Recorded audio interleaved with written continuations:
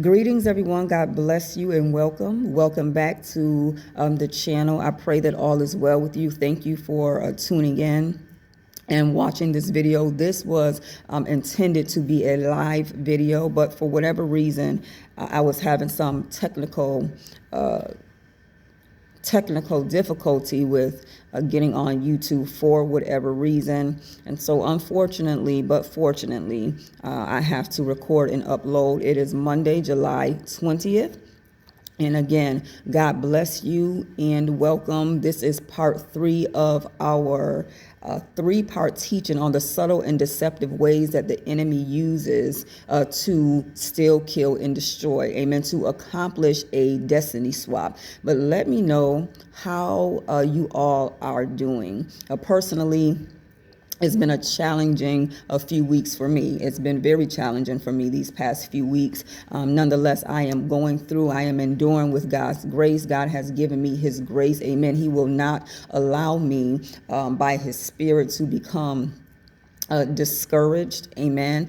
He continues to speak to me as I go through. But what is important is that we respond to what God is saying. The struggle comes in when God is speaking and we in a sense, we hear him speaking, but we're not yielding and coming into agreement with what he's saying. Amen. Or we're not listening so that we can yield. And so we want to be mindful that we are listening to what God is saying and that we are yielding to it. Amen. That we are coming into alignment with it. Amen. And so for me, it's been it's been a challenging, very challenging 3 weeks for me, so much so that it's been difficult for me to come on and release this teaching. And so I apologize. Please forgive me and show me some grace that it has taken me this long to get around to releasing part 3 of this teaching. But nonetheless, I am here. I'm glad to be here and be able to release this teaching. What I do want to say before I jump in, because I don't have a lot of time, is we are in a new season. Amen. The season has shifted. But we want to make sure that we are responding in this season appropriately. Amen. We cannot respond in this season the way we did in the last season. And this season requires a response of surrender. Amen. It requires, again, a response of us listening to God. Amen. And yielding to what he is saying, coming into agreement, making sure we are in alignment and that we are not out of alignment. If we're facing difficulty, amen, if we are facing, if we just find it, if we're finding it very difficult in this season, that's God speaking to us through that. And he's telling us to surrender. He's telling us that we are out of alignment somewhere and that we just need to come into agreement with him. We need to surrender and we need to align with what he is telling us to do so that he can carry us through. Amen. To where he is taking us. Last season, we may have responded in a certain way due to the things that we were walking through. Amen. But we cannot respond in this season the same way. We have to know when to shift gears. Amen. And how to respond to the season that we are in so that we can get to where God is trying to take us. Amen. And so we can't buck up. We just cannot respond the way that we did in the last season, because this is a different season. Amen. And so again, we want to make sure that we are responding from a place that we are responding with surrender. Amen. We are responding with yielding to what God is saying, listening and yielding and aligning and making sure we are in complete agreement with God so that the enemy will not be able to come in and use anything that we're facing right now, any challenges that we're facing right now as a weapon against us. Amen. To get us to blind us and to deafen us to what God is saying and to what we should be doing. Amen. Amen. And so let's jump into this teaching. Again, this is part 3. If you make sure you go and you watch part 1 and part 2. Part 1 is ungodly counsel. Part 2 is help. And this is part 3. We're going to be talking about alliances, which is similar to help, but it involves alliances and the enemy recruiting people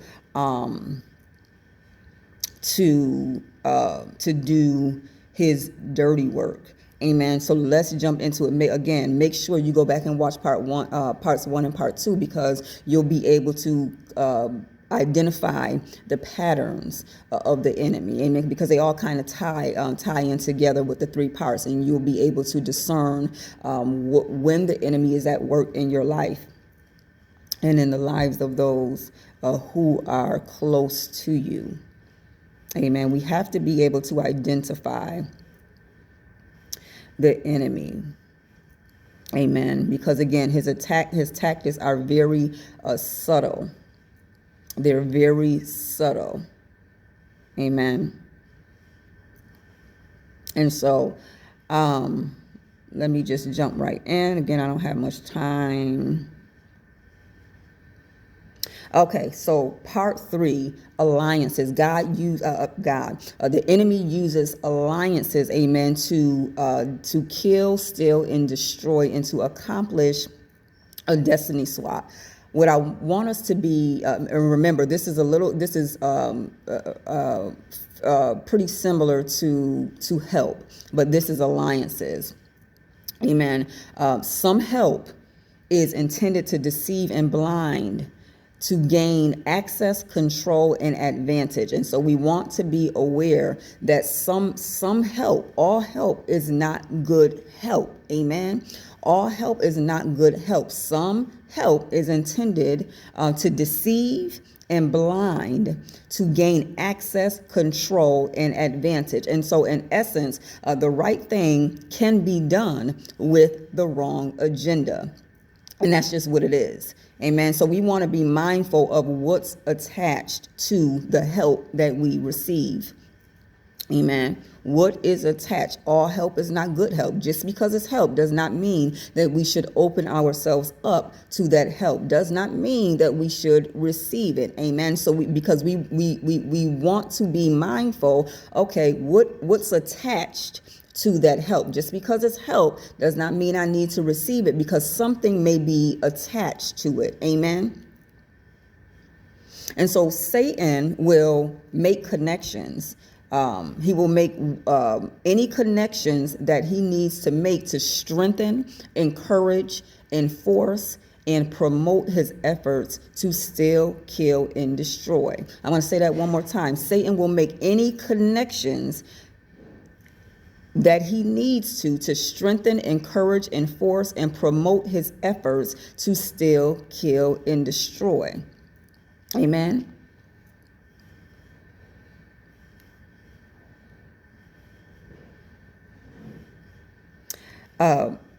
What Satan does is he will study behaviors. He studies behaviors to see who to recruit, and then strategizes how he can use them. Again, the enemy is very strategic. Amen. So he studies behaviors. He studies behaviors to see who he can recruit, and then strategizes how he can use them. Amen. And so as the enemy strategizes forging these alliances via making necessary connections and putting the necessary pieces together and working all of this. Subtle and crafty. Satan is a busybody, just so you know, because we want to be able to recognize the characteristics of Satan in people. Amen. Satan is a busybody. Let me see if I can.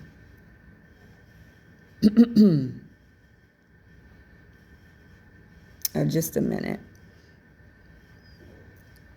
Yep, Satan is a busybody.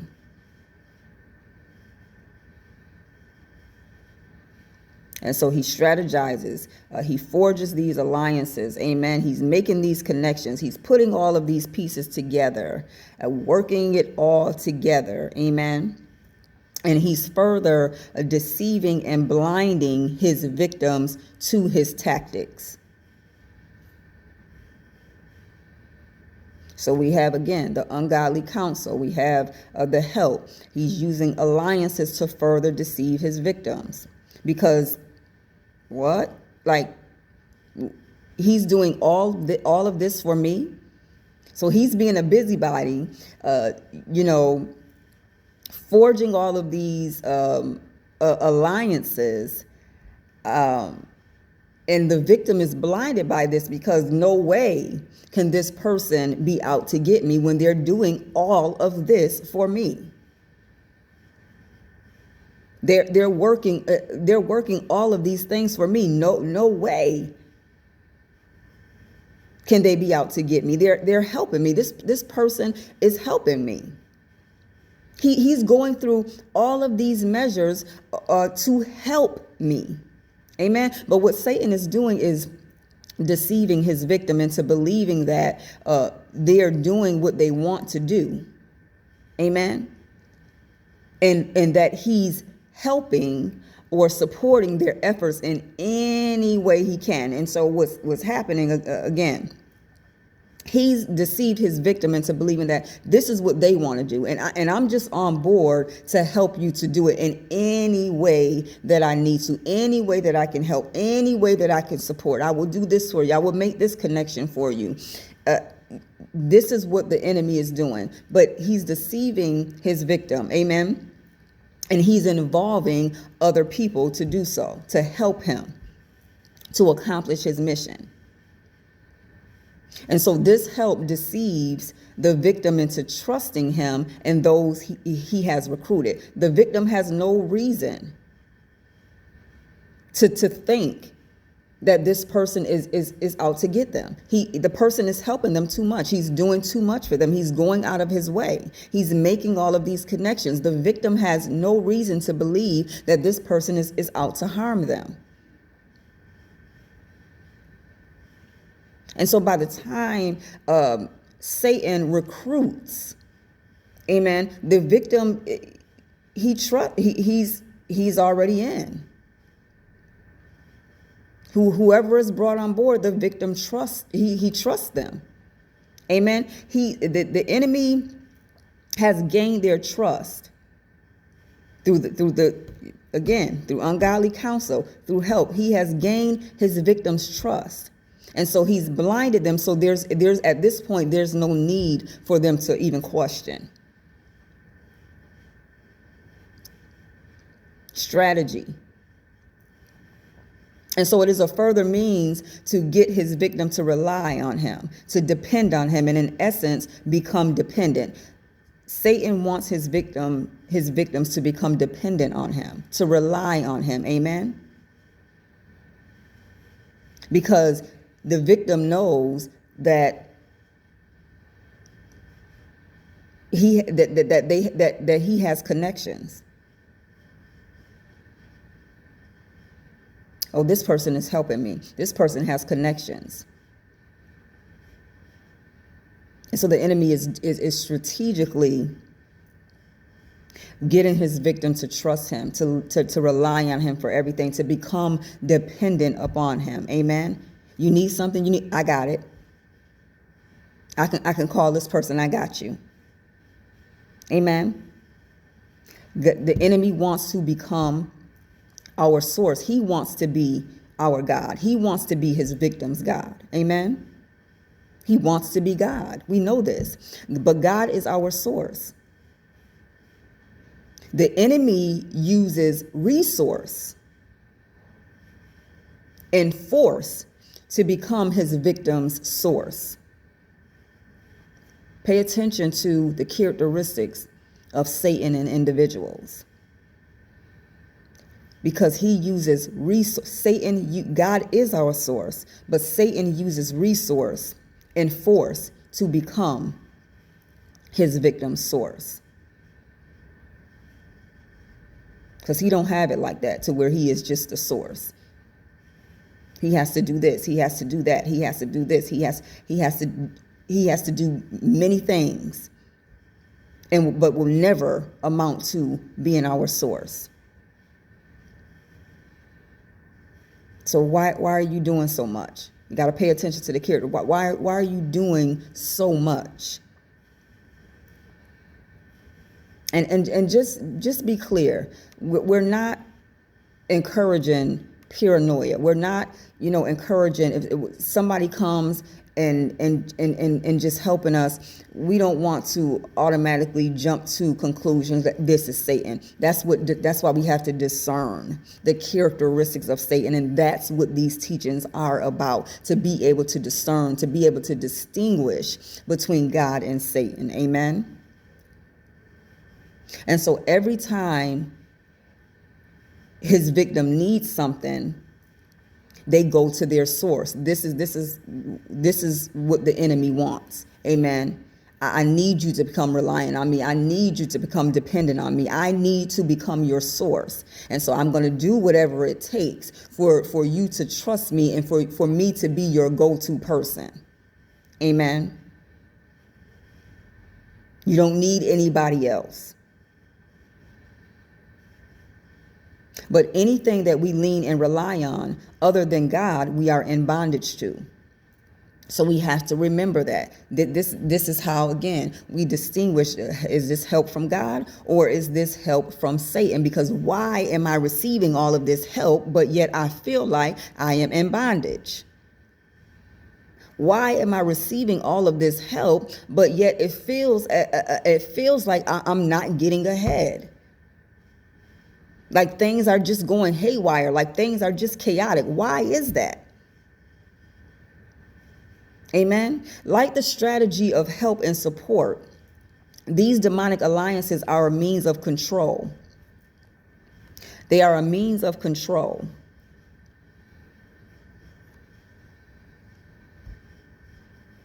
I keep losing my notes here. Just a minute.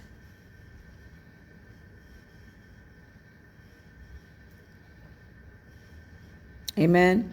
They are a means of control and a means for the enemy to further blind,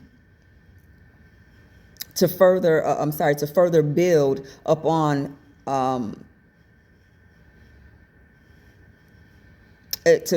it's a means of control and for the enemy to be able to further build upon his foundation.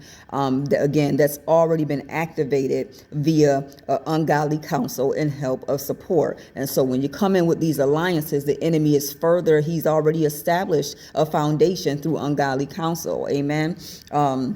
He's built upon that with help. He's going to further build upon that with alliances. Amen. To gain further control. Amen. To continue to build on this foundation. Now, these alliances give exchange. These alliances give and exchange information. Amen. They encourage this information and aiding in the furtherance of blinding and deceiving. I want you to think about these transactions taking place amongst these alliances that the enemy has recruited. Amen.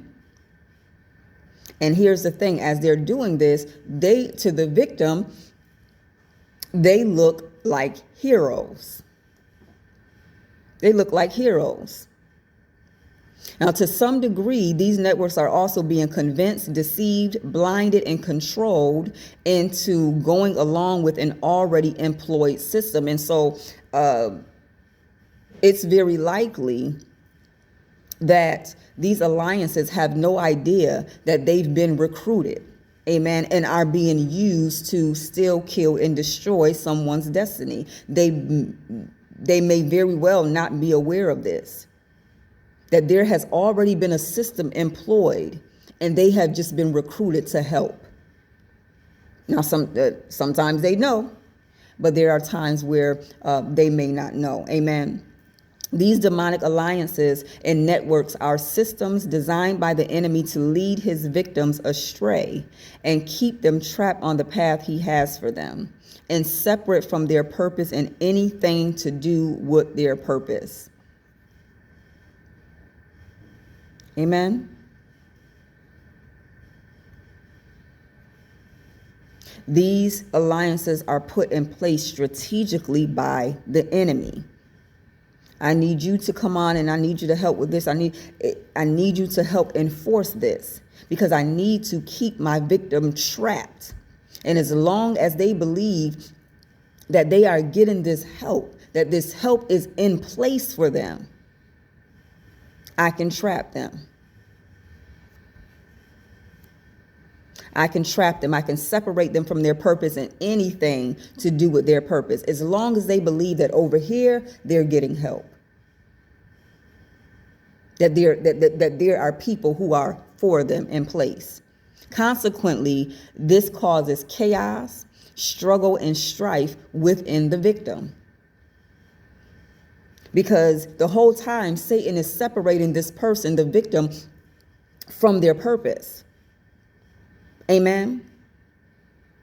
And anytime we're separated from our purpose, we're going to, like we talked about in the beginning, how we have to be aligned. Amen. How we have to surrender. And if not, we're dealing with struggle. Amen. We're dealing with difficulty. We're challenged. Amen. Things become unbearable, and this is what the victim experiences, because I'm getting this help, but I feel the things have become chaotic. I'm struggling. Amen. I'm striving, but the enemy has blinded them, has deceived them. But I'm going to still keep coming over here and getting this help. Because I don't realize and I don't see that it's this help that's destroying me because of the source, because of what's attached to it.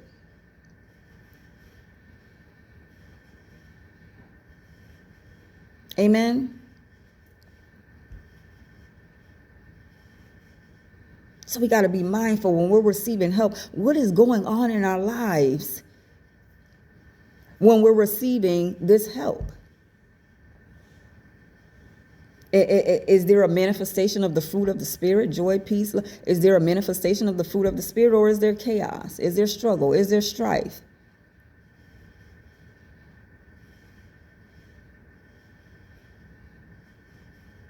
The enemy leads them astray via help, with the intention of destroying them on the path that he leads them on. Amen. Now the victim is entangled in a battle that they invited unaware, but not conscious of it. Think about that. Oh, this person is helping me. Absolutely. I do feel like I need help. I'm going to receive this help. And boom. Now you find yourself entangled in a battle that you thought was pure. You see no wrong in it. You were unaware that you were inviting something that you should not have invited in. You were not conscious of it. Why were you not conscious of it? Why is the victim not conscious of it? Because the enemy blinded them from the beginning with ungodly counsel. He is very strategic.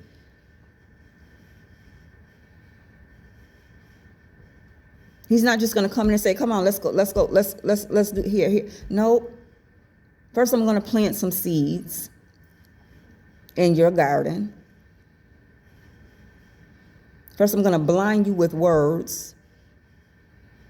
I'm going to plant seeds so that images can grow in your mind. The enemy, God builds, and the enemy builds. He mimics God. So he's subtly building these structures.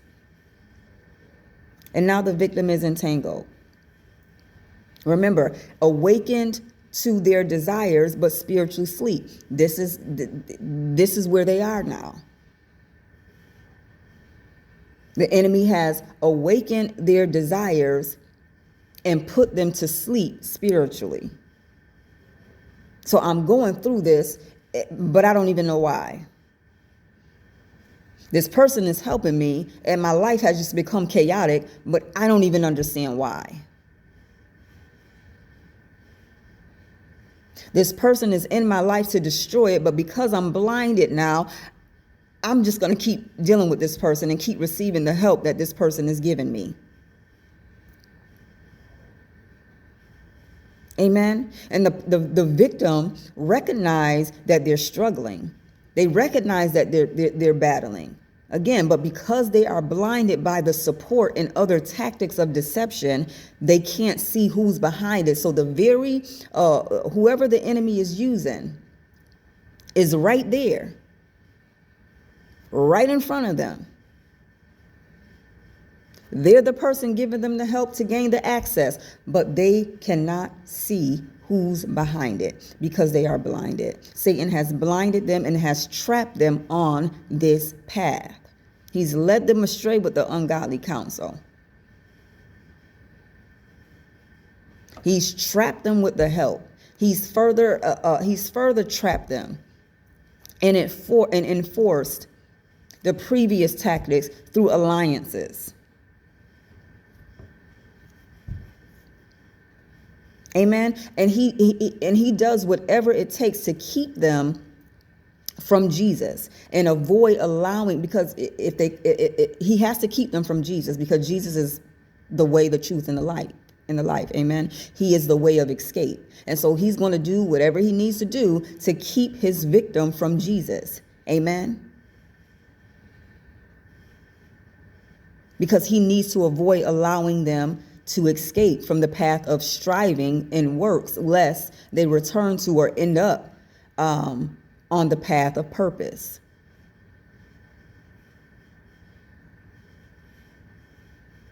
He needs to keep his victims frustrated, aggravated, tense, and away from grace. Why am I struggling? This person is helping me. Why am I going? He needs to keep his victims frustrated, aggravated, tense, and away from grace, away from the way of escape, and on the path of destruction.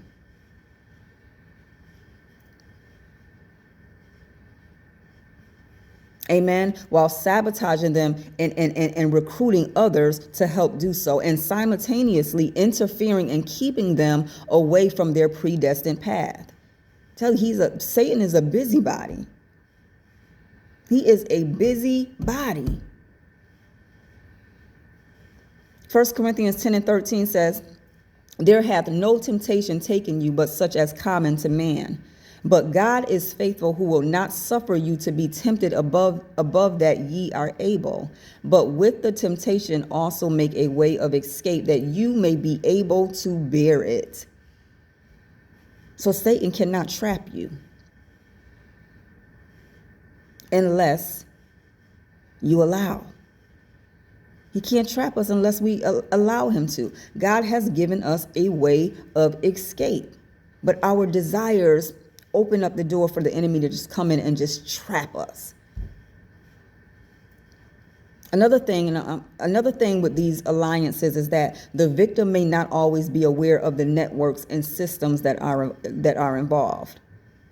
Amen. So some of them he may meet, and the victim may know who's helping, who's involved. But then there's other times. Okay, we're back. As you can see, it's a different background. I had to leave from where I was. I was at the library recording. Now I'm outside recording. So let us finish. I'm actually almost finished with this teaching. So let's continue. Let's see, where was I? So we were saying that that the victim, Satan's victim, is not always aware of who's involved, of the networks and the systems that are involved. Remember, the enemy is very crafty, and his strategies are subtle. And so he, again, the victim may not always be aware of who the enemy is using. Amen. Who he has brought on board. Amen. The enemy understands the importance of connectivity and proximity. Amen. And this is why we must have discernment and ensure that we are not being deceived into partnering with Satan for our destinies. And it's pretty sad, because he understands that sometimes it seems like more than believers. You know what I mean? He understands the importance of making necessary connections. Amen. He understands the importance of unity. Amen. He understands these things. And he uses these things, amen, that God originally established to his benefit. That's why we as believers, we have to be able to discern the enemy's tactics and not be so focused on one another. Amen. Amen. But what he is doing so that we are able to defeat him. Amen. Ungodly alliances have separate agendas. Amen. We're discerning ungodly help. Amen. And ungodly alliances, their agendas are separate. Amen. That the agendas that they carry out are separate from what am I saying here?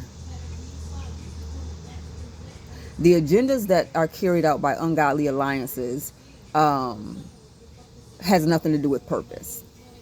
That's what I'm saying. Has nothing to do with purpose, but are embedded in carnality, the world systems, selfish ambition, and pride. Amen. And so this help, the help that the enemy offers, this is what it is rooted in. Its agenda is to cater to desires, not purpose. To flesh, amen, not spirit. James 4:4 says, friendship with the world is enmity with God. Is the help you're receiving drawing you closer to God, or is it making you an enemy of God? Oh, I don't need God, or I don't need godly people because I'm receiving all of this help from over here. And so we must choose to form alliances with those who help us carry out our we must choose to form alliances with those who help us carry out our worldly desires, or form divine partnerships with those who are assigned to help us carry out our purpose. We have to choose. Who are we going to form alliances with? Amen. Those who help us carry out our desires, or do we want those desires to die? And do we or do we choose to form alliances with those who are assigned to help us carry out our purpose? That's who we want to form alliances with. I don't care what kind of help you are offering me. What is attached to that help? Where is this help going to lead me? How is it helping me? Is it helping me spiritually? Is it help or is it helping me to fulfill desires that need to be put to rest? Is this help awakening the wrong things within me? Or is it aiding me in my purpose? Amen. How many men get with a Jezebel spirit? And I'm not picking on the men. I'm just saying. Because of appearance. Or women. Men or women. How about that? Get with a Jezebel because of a Jezebel spirit, because of appearance and what Jezebel can offer. There's no substance, but because of appearance and what Jezebel can offer, they come into agreement with this spirit. They may have someone, a man or a woman, a partner who's godly and content, but they got Jezebel in their ear, telling them what she can offer them. Yet the connection is toxic and causing their lives to spiral. Jezebel speaking in my ear. Oh my God.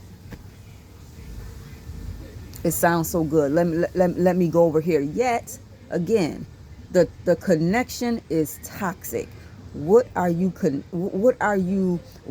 are you receiving that's causing you to connect with something that's toxic?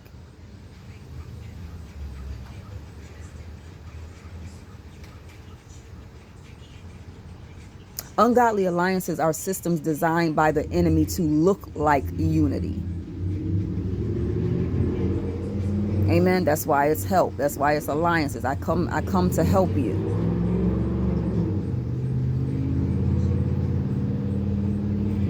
but he aims to deviate and separate what God would otherwise have joined together.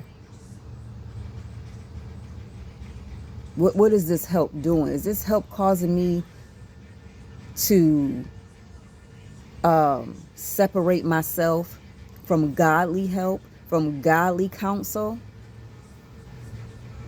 Do I feel like I don't need that kind of help anymore? I don't need help from God. I don't need spiritual help anymore because I'm receiving this help over here. That's what Satan aims to do. Deviate and separate what God would otherwise have joined together. Because that's what he uses to help an alliance. But he needs to get in there. He has to separate his victim. Again, from anything that has to do with purpose. And so alliances, they form covenants. They form covenants. This is we have to be mindful of this. This is important. That alliances form covenants. Amen. So we got to be careful with partnering with what appears to be connectivity, but is designed to disrupt. Amen. We got to be careful of that. It appears to be unity.